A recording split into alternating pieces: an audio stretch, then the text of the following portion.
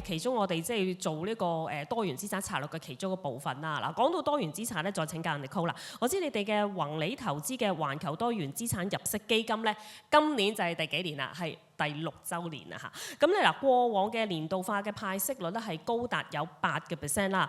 其實呢個組合咧有啲咩獨特之處咧？因為比較下，譬如我哋頭先提到嘅一啲國債啦，甚至乎有啲高評級嘅企業債咧，都係得3厘、4厘。咁點解你哋可以做到8厘樓上咁勁嘅咧？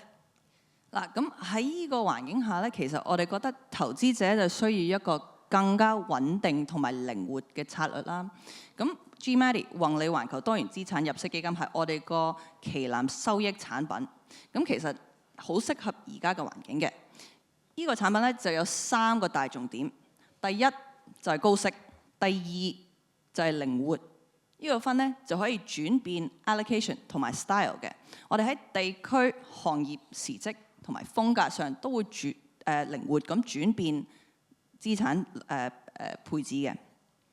第三就係多元化，咁我哋會分散投入資產嗰啲分散配置啦，但係我哋都會分散一啲收入來源嘅，即係話會分散喺傳統同埋非傳統嗰方面。咁我哋下一版咧就睇翻我哋個 top down asset allocation 係點樣嘅。咁其實咧大概50% 就會投資落一啲債券度啦。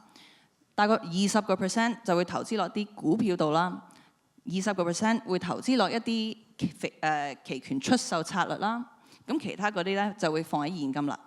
咁喺左邊咧，大家見到喺地區嗰方面咧，除咗美國嗰方面，我哋都會投資落一啲歐洲啊、日本啊等等。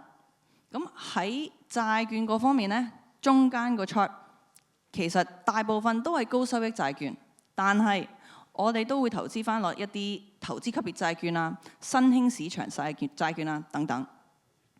喺行業嗰分配啦，右手邊嘅 chart 大家都見到，其實都比較平衡嘅，即係話我哋唔會偏向淨係某一個板塊，即係唔會偏向例如淨係科技股。咁我哋喺增值股同價值股之間咧，會做翻一個平衡。咁下一版咧，其實而家 Karina， 我答翻你個問題啦。其實呢個8%係喺邊度嚟嘅咧？咁如果我而家問大家，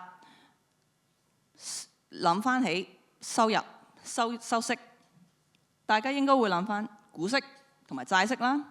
咁其實呢啲係我哋好熟悉嘅傳統收入來源，有好多唔同嘅類型嘅，有高收益債券、投資級別債券、亞洲固定收益等等等等等。咁其實呢啲傳統收入來源咧，就會喺唔同嘅市場環境下幫我哋帶出一啲好穩定嘅回報。但係我哋覺得淨係靠傳統收入來源咧，未必夠全面。即係咩咧？呢啲傳統收入來源咧，就好容易受到 macro 環境嘅影響，例如利率變動、信用風險、地緣政治風險等等。咁所以大家見到右手邊嘅 chart， 其實我哋最重要嘅收入來源其實係一啲非傳統嘅收入來源，其實係一啲期權出售策略。咁利用唔同嘅收入工具咧，我哋就可以做到一個 all weather 嘅組合。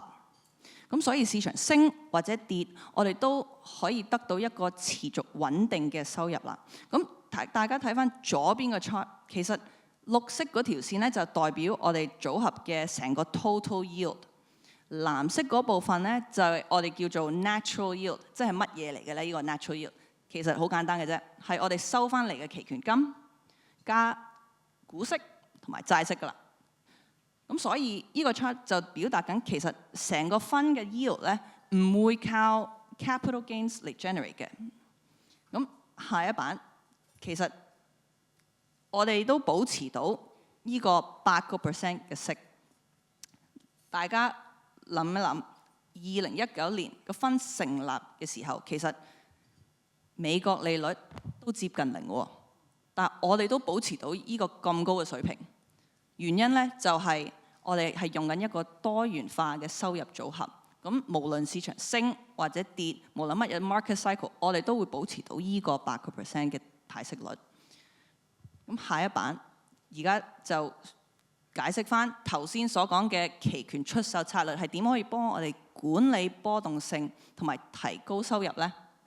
咁右手邊嘅 chart， 藍色嗰條線就係代表市場波動性，灰色嗰啲 bar 喺後面呢，就係代表我哋收翻嚟嗰啲期權金。咁波動性，大家見到一升嘅時候，期權金都會同佢一齊升嘅喎。咁所以我哋收翻嚟嗰啲期權金都一齊升。嗱，咁大家可能一諗起期權策略，可能會覺得好大風險啦。咁其實呢個係投資者嘅通常誤會嘅地方。其實期權出售策略係一個相對低波動嘅策略。根據歷史數據上，喺左邊嘅 chart 咧，大家都見到市場大型波動嘅時候，有期權出售策略嗰啲組合咧，其實係比傳統股票組合係跌得少啲嘅，drawdown係少啲嘅。咁所以個重點咧就係市場一大型波動嘅時候，有期權出售策略啲組合咧就穩定啲，drawdown會少啲，咁長期會穩定啲。